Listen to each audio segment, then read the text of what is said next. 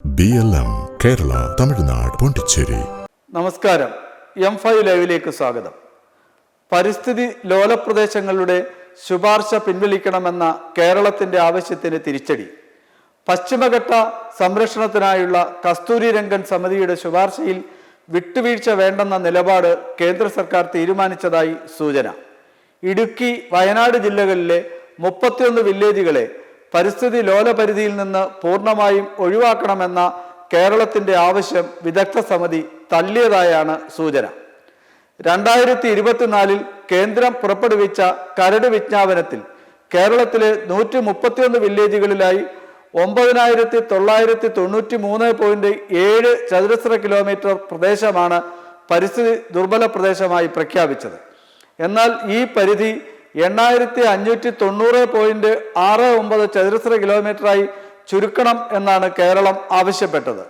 ജനവാസ കേന്ദ്രങ്ങൾ, കൃഷിഭൂമി, തോട്ടങ്ങൾ എന്നിവയെ അങ്ങനെ തന്നെ നിലനിർത്തിക്കൊണ്ട് വനമേഖലയെ മാത്രം പരിസ്ഥിതി ദുർബല പ്രദേശമായി ഉൾപ്പെടുത്താനായിരുന്നു കേരളത്തിന്റെ ആവശ്യം. കയ്യേറ്റക്കാരുടെയും കുടിയേറ്റക്കാരുടെയും കൈവശമുള്ള ഭൂമി അവരവർക്ക് തന്നെ താമസിക്കാനും കൃഷി ചെയ്യാനും പറ്റുന്ന രീതിയിൽ നിലനിർത്താനുള്ള രാഷ്ട്രീയ നീക്കമായിരുന്നു ഇതിന്റെ പിന്നിൽ. ക്രൈസ്തവ സഭകളും മതമേലധ്യക്ഷന്മാരും ഈ ആവശ്യം ഉന്നയിച്ച് പരസ്യമായി രംഗത്ത് വരികയും സമരം നടത്തുകയും ചെയ്തിരുന്നു. കർഷകരുടെയും സഭകളുടെയും ഈ ആവശ്യത്തിന് വഴങ്ങിയാണ് പരിസ്ഥിതി ലോല ദുർബല പ്രദേശങ്ങൾ ഒഴിവാക്കാനുള്ള നിർദ്ദേശം കേന്ദ്ര സർക്കാരിന് മുന്നിൽ കേരളം സമർപ്പിച്ചത്. എന്നാൽ 2019 മലപ്പുറം ജില്ലയിലെ കവളപ്പാറയിലും 2024 വയനാട്ടിലും ഉണ്ടായ മണ്ണിടിച്ചിലിലും ദുരന്തത്തിലും നിരവധി പേർ മരണമടഞ്ഞിരുന്നു.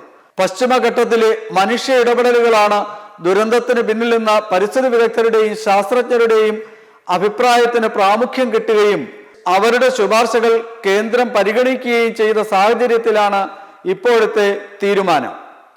ആദ്യ പഠനം നടത്തിയ പ്രൊഫസർ മാധവ് ഗാഡ്ഗിൽ ഇക്കാര്യം അന്ന് ആവർത്തിക്കുകയും ചെയ്തിരുന്നു. ഞാൻ ഉണ്ടായാലും ഇല്ലെങ്കിലും ഇപ്പോഴത്തെ തലമുറയുടെ കാലത്ത് തന്നെ പശ്ചിമഘട്ടത്തിൽ പാരിസ്ഥിതിക ഇടപെടലുകൾക്കും ദുരുപയോഗത്തിനും മറുപടി പറയേണ്ടി വരും, അത് നിങ്ങൾ കാണേണ്ടി വരും എന്നായിരുന്നു ഗാഡ്ഗിലിന്റെ വാക്കുകൾ. ഇവയെല്ലാം കണക്കിലെടുത്താണ് പരിസ്ഥിതി ദുർബല പ്രദേശങ്ങൾ ഒഴിവാക്കാൻ ആവില്ല എന്ന കർശന നിലപാട് സഞ്ജയ് കൗൾ അധ്യക്ഷനായ കേന്ദ്ര വിദഗ്ധ സമിതി സ്വീകരിക്കാൻ കാരണം. 2018 19 കേരളത്തിലെ പ്രളയത്തിന് ശേഷം കേരളം കൂടുതൽ വിനാശകരമായ ദുരന്തത്തിന് സാക്ഷ്യം വഹിക്കുമെന്ന് മാധവ് ഗാഡ്ഗിലും കസ്തൂരി രംഗനും കേരളത്തിൽ നിന്നുള്ള പ്രമുഖ പരിസ്ഥിതി ശാസ്ത്രജ്ഞനായ ഡോക്ടർ VS വിജയനും മുന്നറിയിപ്പ് നൽകിയിരുന്നതാണ്. വയനാട്ടിലെ ചൂരൽമല, മുണ്ടക്കൈ, മലപ്പുറത്തെ കവളപ്പാറ എന്നിവിടങ്ങളിൽ 500ഓളം പേർ മരിച്ചു. നിരവധി വീടുകൾ ഇല്ലാതാവുകയും കൃഷി നശിക്കുകയും ചെയ്തു. മല അപ്പാടെ ഒലിച്ചു പോവുകയും ചെയ്തു.